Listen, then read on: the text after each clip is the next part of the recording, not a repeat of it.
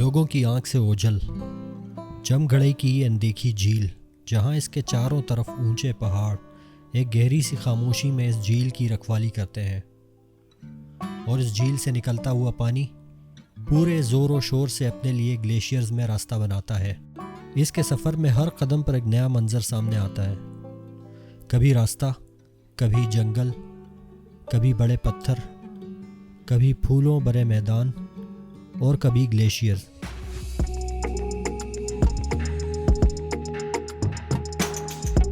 Green चौक में मंसूर की last minute की शॉपिंग के बाद हमने अपना सफ़र जमघड़ई के लिए शुरू किया। हम बहरैन में नाश्ता करने रुके और नाश्ता बहुत ही भरपूर किया। जमघड़ई पहुंचने पर दुआ सफ़र के बाद अपना ट्रैक शुरू किया। टेम्परेचर था सही रात, तो ट्रैक में भी काफ़ी मुश्किल हो रही है मुझे, क्योंकि 1 घंटे का ट्रैक किया लेकिन बहुत थक गया हूँ मैं आज। तो देखते हैं कि ट्रैक किस तरह जाता है। उम्मीद है इंशाल्लाह जब थोड़ा आगे चलेंगे तो तबीयत ठीक हो जाएगी। अभी 1 घंटे का फासला हम देखते किया, तो सुना इसके बाद रास्ता थोड़ा इजी हो जाएगा।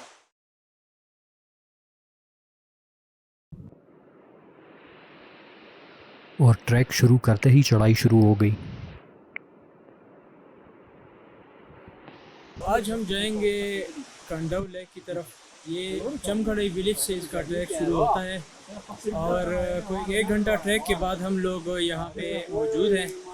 आगे फिर जाएंगे, जो हमारा पॉइंट है आखिरी वो है कंडवडन। उससे आगे एक और झील है जिसको मंडियान डन कहते हैं, तो वहाँ भी जाएंगे।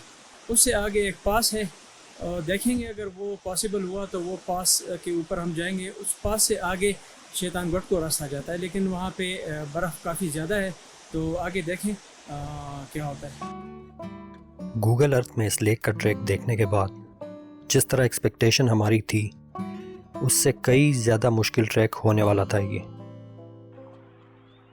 जंगल के बीच के इस ट्रैक ने कई जगहों पर मुझे शैतानगढ़ वाले ट्रैक की याद दिलाई।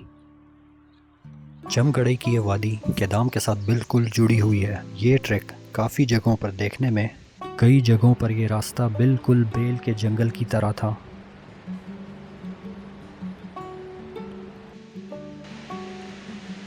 जैसे जैसे रास्ता प्लेन होता गया तो नज़ारे भी खूबसूरत से खूबसूरत तर होते चले गए।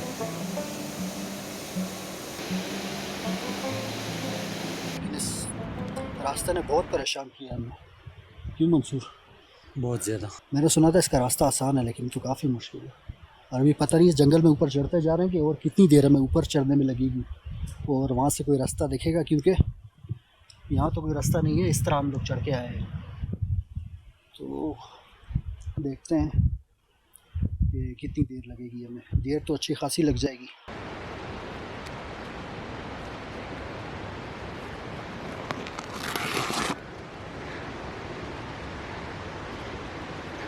आज हमारा सफ़र है कंडव झील के लिए। हमने जमघड़ई से अपना सफ़र शुरू किया था और अभी रास्ते में है। रास्ता इंतहाई मुश्किल है, बहुत मुशक्क़त करना पड़ता है इस रास्ते पर। तो यहाँ एक नया मसला था, ग्लेशियर्स को क्रॉस करना। यहाँ से अभी मसला ये है कि 2 रास्ते हैं, एक ये वाला इस सीधे हाथ पे रास्ता, और एक ये ग्लेशियर को क्रॉस करके हमें पीछे एक बंदे ने बताया कि इस ग्लेशियर को आप क्रॉस करेंगे तो ये जो दरख्त दिख रहे हैं इनके पास एक मतलब सेटलमेंट है, और अगर आप चाहें तो वहाँ भी रात को रुक सकते हैं, नहीं तो आगे भी जाके कैंपिंग कर सकते हैं।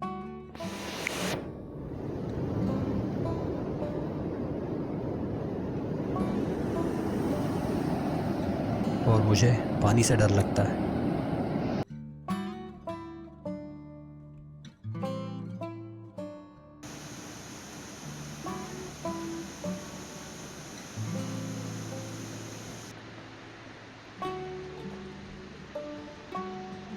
इस चश्मे का पानी बहुत ही मीठा और ठंडा था।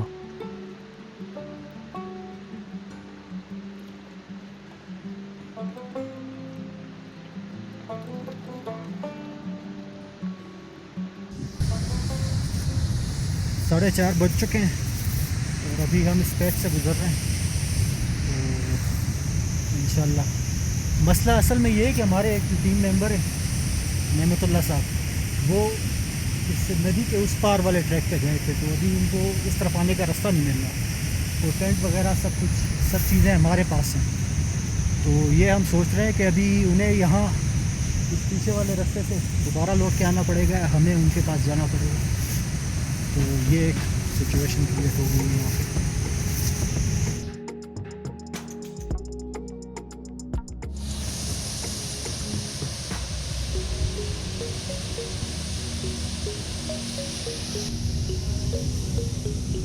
जैसे कि आप देख रहे हैं कि एक बहुत बड़ा ग्लेशियर हमारे सामने आ गया है। और इंटरेस्टिंग बात यह है कि जब हम आ रहे थे तो रास्ता आसान लग रहा था, फिर एक पेच पे हम लोग बहुत मुश्किल से वहाँ से निकले, फिर रास्ता आसान हो गया। लेकिन धूप है बहुत ज़्यादा और पानी बहुत नीचे है दरिया का, तो पानी साथ होना चाहिए। और 7:30 बजे हम निकले में 4:45 बज रहे हैं और अभी तक हम नहीं पहुँचे। लेक काफ़ी अभी कुछ फासले पे है। ये बहुत बड़ा ग्लेशियर है, एक साथ ही आगे है। तो अब हम इस ग्लेशियर को क्रॉस करके आगे जाएंगे। तो जिस इसको हम आसान समझ रहे थे, इस ट्रैक को इतना आसान नहीं है। सारे साथी काफ़ी थके हुए हैं और एग्जॉस्टेड हैं। तो इंशाल्लाह लेकिन बहरहाल अब आज रेस्ट करेंगे तो कल के लिए फ़्रेश हो जाएंगे, सुबह सवेरे निकलेंगे और फिर आपको लेक्स दिखाएंगे इंशाल्लाह। इस ट्रैक ने वाकई हमारी बस करा दी है। तो अभी ये बहुत बड़ा ग्लेशियर, इसको क्रॉस करके देखते हैं ऊपर हमने टेंट्स लगाने, यहाँ से मंसूर उतर रहा है या यहाँ पे इस ग्लेशियर को पार करके उस जगह में, इस ग्लेशियर के उस पार हम टेंट लगाने की कोशिश करेंगे अभी।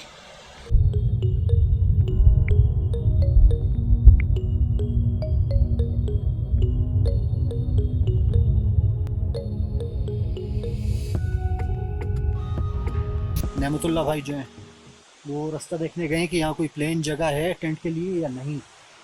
अभी तो उनका वेट कर रहा हूँ मैं, क्योंकि हम दोनों ही हैं। बाकी जो मेंबर्स हैं वो पीछे हैं, क्योंकि पीछे एक प्लेन जगह थी। तो उन्होंने कहा कि आप आगे जाके देखें, अगर इससे अच्छी जगह आपको मिलती है तो ठीक है, नहीं तो आप वापस आके वहीं पे हम लोग रात गुजारेंगे। नहीं तो फिर आप लोग वापस आएँ तो टेंट वहाँ पे पिच करेंगे आज रात के लिए। जब हम कैंपिंग के लिए जगह ढूंढ रहे थे तो मेरी नज़र पानी पर पड़ी। ये नज़ारा भी मुझे बहुत ही अच्छा लगा। ग्लेशियर के बीच में से बहता हुआ पानी और ऊपर मिस्ट। और जब ज़मीन की तरफ देखा तो हर तरफ पीले और सफ़ेद रंग के फूल और उनकी भीनी सी खुशबू, कंडाउडन का पानी, उसके ऊपर ग्लेशियर और उनके ऊपर से उठती हुई मिस्ट। ये एक बहुत ही अजीब नज़ारा था। नेमतुल्लाह भाई वापस आ रहे हैं तो इसका मतलब है जगह नहीं मिली, और अभी हमने वहाँ वापस चलते हुए जाना पीछे। और मेरे ख्याल से उन्होंने अपना टेंट वगैरह सेट कर दिया होगा, और हमारा जो टेंट है वो हम जाके सेट करेंगे। वहाँ से मंसूर बार बार आवाज़ें लगा रहा है, वो समझ रहा है कि हम लोग आगे जा रहे हैं। وكسر نور شاطئ باتشي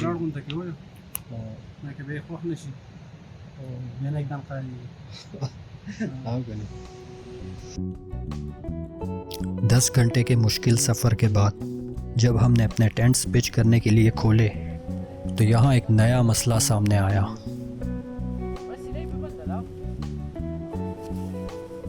बहुत बड़ा मुसीबत बन गया। एक टेंट तो लाया है साथ में, और दूसरे के जो मेन टेंट है वो भूल गया है। अभी ये जो सिपकोर है, रेनकोट है, वो लाया है। तो अभी बस कुछ जुगाड़ लगाने वाले हैं, पता नहीं क्या वो। देखते हैं कि क्या बनता है, क्योंकि मैंने, मंसूर ने और हज़रत अली भाई ने इसके अंदर सोना है। तो दुआ ये है कि बारिश ना हो, सिर्फ मसला ये है। रात तो स्लीपिंग बैग्स वगैरह हैं, जैकेट्स वगैरह हैं, लेकिन बारिश ना हो, सिर्फ ये एक मसला है। 10 घंटे मुश्किल ट्रैक के बाद जब हम यहाँ पहुँचे हैं तो यहाँ तो वैसे जगह कोई मुनासिब नहीं है कैंपिंग की, लेकिन हमने फ़ैसला कर लिया कि आगे चूँकि जा नहीं सकते तो यहाँ कैंपिंग करेंगे। अब जब ये कैंप खोलने की कोशिश की तो पता चला कि हम कैंप की जगह अपर लाए हैं। तो ये कभी कभी होता है, जल्दी में हर चीज़ चेक करनी चाहिए। अब हमारे पास कैंप नहीं है, एक कैंप है और एक जो है अपर है, 2 अपर हैं। अब उसको जो है हम आप देख रहे हैं कि उसका जो है एक जुगाड़ लगा के और इसको इस काबिल बना रहे हैं कि आज की रात हम इसमें गुजार सकें। तो हवा तो इतनी नहीं चल रही उस साइड से, क्योंकि बहुत बड़े बड़े बोल्डर्स हैं हमारे सामने लकीली, और हवा कम है, इस वजह से हम हवा से बचे हुए हैं। तो हम कोशिश कर रहे हैं कि इसको इस काबिल बनाया जाए कि इसमें रात गुजार सकें। तो ये एक जुगाड़ हम लगा रहे हैं, अभी आप देख रहे हैं।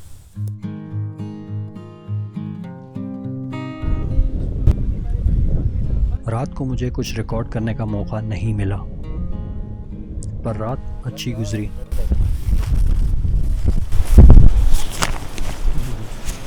قصة بس رايح ډېر زیات خو ډېر ښکلی خوب وشو ماشاءالله. سامان ټولو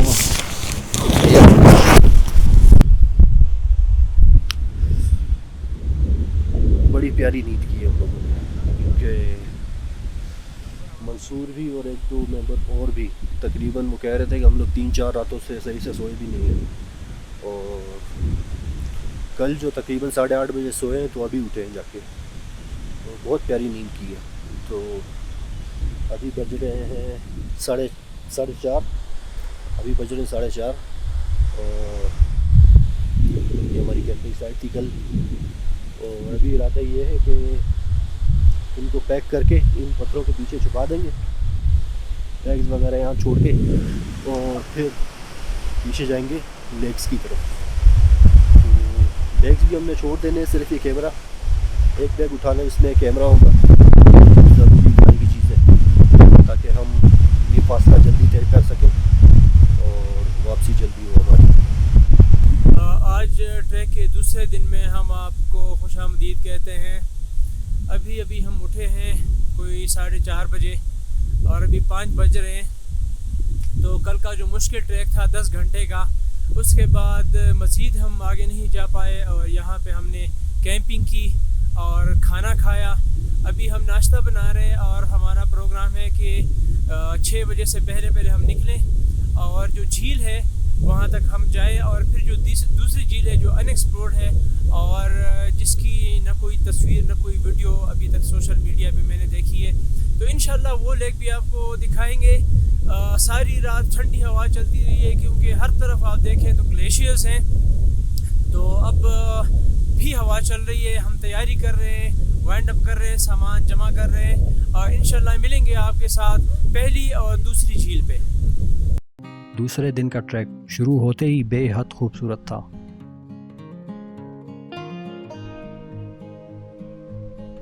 क्योंकि दूसरे दिन ट्रैक में हमने प्लेन जगहें भी देखी।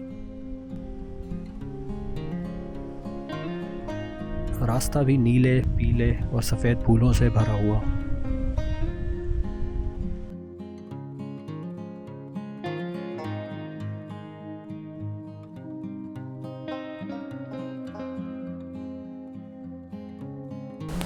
और उसके बाद चलते हुए इस ट्रैक की सबसे खूबसूरत जगह पर पहुंचे।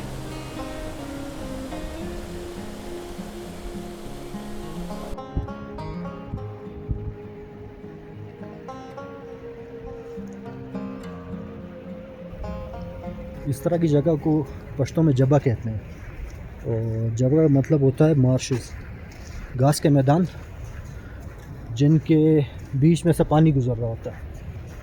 तो दलदली टाइप के घास के मैदान जो होते हैं उनको पश्तो में जबा कहते हैं।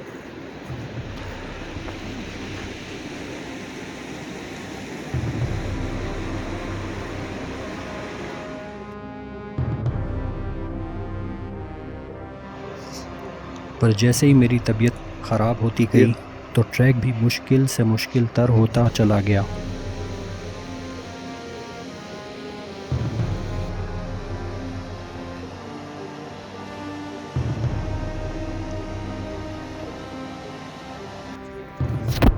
फाइनली पहली झील पे पहुंच गए, लेकिन ये दूसरी झील वाला रास्ता तो बहुत ख़तरनाक दिख रहा है यहाँ से। तो देखते हैं अभी क्या करना है। और ऊपर से एक बात ये कि झील अभी भी फ्रीज़ है, आधी से ज़्यादा झील जो है फ्रीज़ है बिल्कुल। अभी जाए नंबर वहाँ पहुँच गए, ये पीछे लेक सेमी फ्रोजन। 27 जुलाई और हर तरफ ग्लेशियर्स और 1 किलोमीटर लंबी एक झील देखकर थोड़ी डिसअपॉइंटमेंट तो ज़रूर हुई, क्योंकि मुझे फ्रोज़न लेक्स अच्छी नहीं लगती।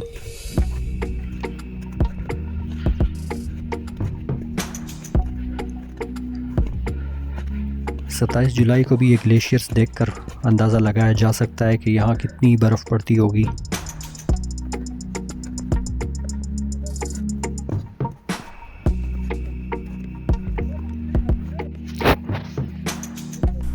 पहली लेक तो आपने देखी, बिल्कुल फ्रोज़न लेक है। ये तकरीबन जुलाई ख़त्म होने वाला है, अगस्त 27 जुलाई। लेक का हाल देखें, बिल्कुल फ्रीज़। तो हमारे 2 मेंबर्स पीछे रह गए थे, उन्होंने ऊपर नहीं जाना था। ऊपर एक लेक है और एक पास है जो शैतानगोट की तरफ उतरता है।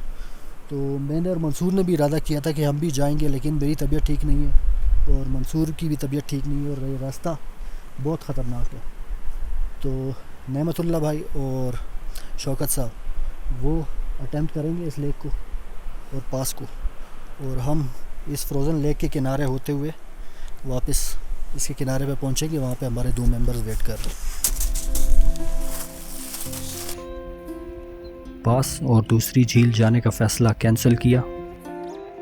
इस जमी हुई झील के किनारे पर चलते हुए मैं और मंसूर हज़रत अली साहब और माजिद साहब की तरफ चल दिए।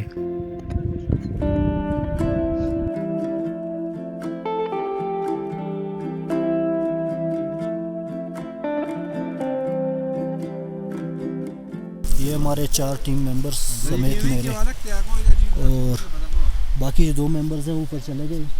हमने वापसी करनी है यहाँ से, क्योंकि मेरी तबीयत भी ठीक नहीं थी और मैं मतलब चल नहीं पा रहा था ऊपर। तो सिर्फ वो दोनों अटेम्प्ट करेंगे। दुआ है कि सक्सेसफुली वापस आए। तो इसकी लेंथ भी काफ़ी है, 1.1 या 1.2 किलोमीटर है, तो बहुत बड़ी झील है। और 27 जुलाई को भी स्टिल फ्रोज़न।